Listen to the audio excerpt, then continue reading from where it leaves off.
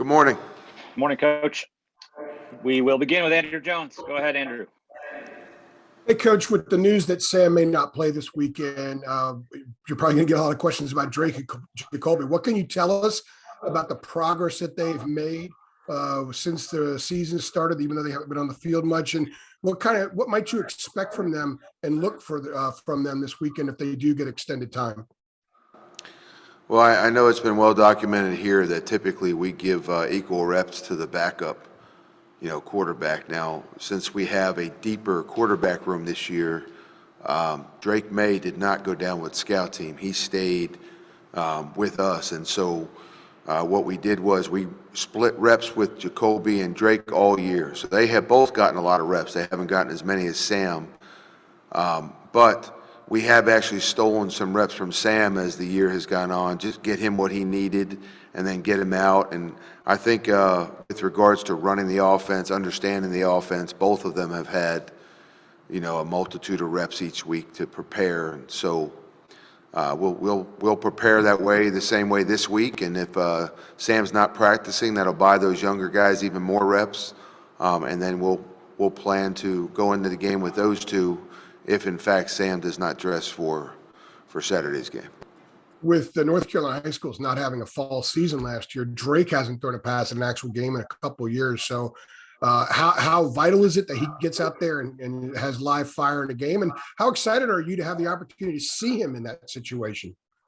Well, he didn't play in the fall with his team, but he had all spring with us and all summer in camp. And I think we're so deep into it right now with reps with both of them in this offense that it's not like these guys are doing anything new, and all of our preparation meetings, I meet with them one-on-one at times because they're all on kind of different levels right now, right? So Sam is the elite progressive stuff when we meet one-on-one, and then Jacoby's got a full year under his belt beyond what Drake has in terms of being here and being in the offense, and so that meeting goes a certain way. And then when we meet with Drake, it's kind of where Sam was in his first year.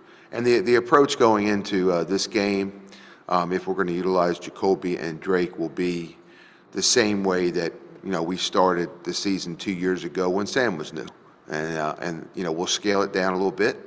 And let them, we'll run the offense and kind of play to their strengths. And each of them has some different ones. So it just depends on who's out there with regards to what we will emphasize and prioritize. Thank you. Luciano, go ahead. Hey, Coach, I hope you're doing well, and thanks for your time this morning. You allowed 5 sacks and 11 tackles for loss against Pittsburgh. What made them so hard to stop at the line of scrimmage on Thursday? It was a couple of things. We didn't block very well. I mean, Luciano, that's what it comes down to. We got to do a better job in one-on-one situations. We gave up. We lost out on some one-on-one situations, and it created some sacks. I mean, we're trying to help ourselves by getting rid of the ball quicker. We'd like to stay out of third and long situations. We've done a great job of that this year in terms of not putting ourselves in a position where teams can tee off like that. We expected to perform better early on in the game, and we didn't, and that's really a big part of what led to those sacks. And I've got to do a better job of just finding a way to help Sam and maybe ease the pressure on the O-line and those pin your ear back, tee off on the O-line type situations, third down and medium, third down and long. Okay, let's go over to Greg Barnes. Hey, Phil, I wanted to go back to the quarterback conversation. You touched on it in terms of Drake and Jacoby being in different years. In terms of evaluation, are you comparing them to standards for the amount of experience that you have in your system? Well, really, Sam and Jacoby and Drake are kind of ahead of the game. Sam had a spring ball, and then camp. And then he's named the starter, and next thing you know, he's playing as the starting quarterback in South Carolina, and then, on to Miami that year. Jacoby has been here, for a full season plus this, so he's been here almost 2 full seasons now. And Drake came in mid-year, so he's gotten his spring in and his summer work and all this fall, and he's gotten a lot more reps than any other quarterback has gotten in that third position. because, we respect the two of them from a talent standpoint, and we want to develop the two of them equally. So we've shared those reps all week. So I feel like we need to scale it down. We're not going to do the elite progressive stuff that we do at Sam, obviously, nor do we need to right now with them, because they're just not ready to do that. But they're going to run the offense that in its form that Sam had at his disposal going in when he was not a veteran of a lot of starts and a lot of games. So it's no different. If we're talking about a brand new starter 3 years from now, he'll be in the same mode that we're talking about running the offense this week. And as they get better, and they all, based on their progress and based on their understanding and based on how they what they know in the classroom translates onto the field, they all dictate their own progress.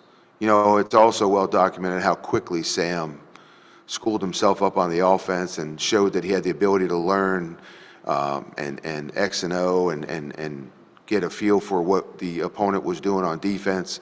And we were able to take off pretty quickly on the mental end of things because he's special. And so Jacoby's a bright kid and Drake is a bright kid, and I don't think both of them will dictate their own progress as we go. So I'm excited, yes, about working with both of them. Could you provide some insight into how each of those guys have maybe excelled and where they've excelled the most, maybe dating back to the training camp? So both of them are athletic. Okay, Greg. Both of them can run the football. Jacoby is aggressive running the football, and he does a nice job when he pulls it. He's a threat to run the ball. And then, I think to a lot of people, I don't think Drake May got the credit coming out of high school that he deserved from a mobility standpoint. Watching him live in the playoffs in high school, I was really impressed coming away from that game with his mobility. You think a long, taller, pocket-type kid is what we're trained to think when you get a really long, lanky, rangy QB, but he's very mobile and he can run. And when you look at Jacoby, he's not the typical body type that you would get in a quarterback either. He looks like he could play linebacker. And so, but both are very gifted throwing the football. Jacoby's an incredibly talented passer who has the ability to run the ball. And Drake is very well-rounded, has a good arm, has good mobility, and the two of them learn very well. So I'm looking forward to working with the two of them this week. Thank you. Yes, sir. Archansky, go ahead.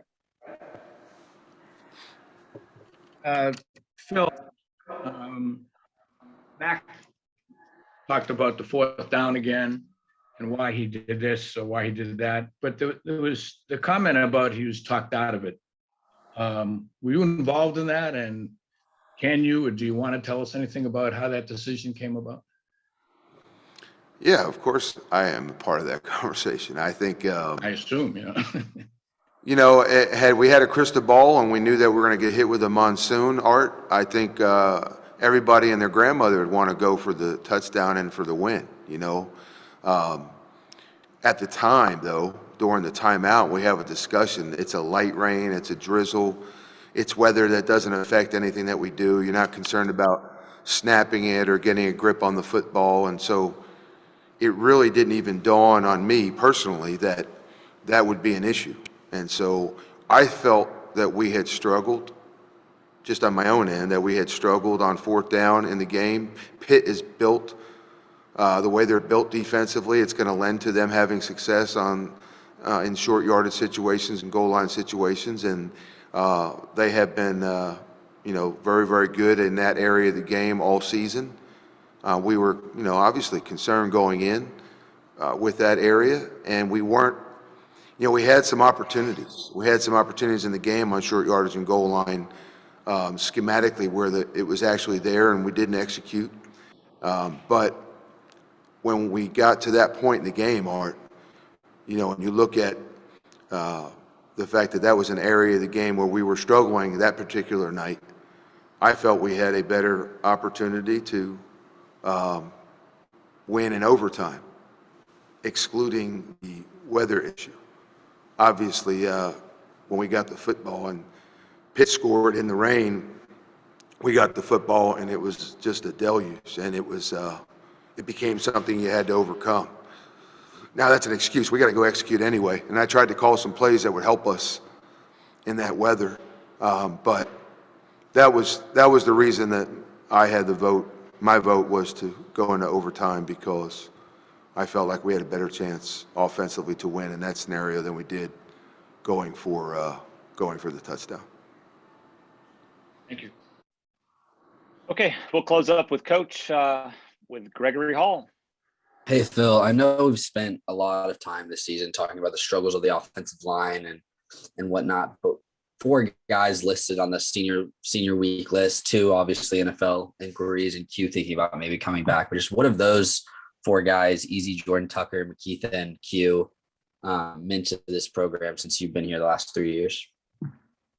So with regards to those 4, I mean, they've meant a lot to us, and I have no idea what their decisions are going to be and what's going to happen with them. So I can't comment on any of that, but I can say that their value to this program has been, it's been immense. I mean, they're all multiple year starters with the exception of Q, and they've given us a lot of reps, a lot of starts, a lot of good games, and they're a huge part of everything that we've accomplished in Mac Brown's era here. And they're all special individuals, and I love them. And Q's a little different. Q came on and as a walk-on and established himself as a really physical kid in practice. He wound up earning himself a scholarship, and he's bailed us out this year in times when we needed a center and we didn't have our initial starter, and he's done some really good things this year, and without him this year, I don't know where we'd be at center, with Brian Anderson's injury. And so Q had a lot to do with some really good football play last year, and played for us a bunch last year. So all 4 of them have tremendous value here. I hope they all will remember their experience here as a very positive one. They are well respected not only by our staff, but also by their players, by their teammates. And I hope that they all have 3 great ones left in them, truthfully, for this season. All right, Coach, that's all we have for you today. Appreciate a few minutes. Okay, you guys have a great week.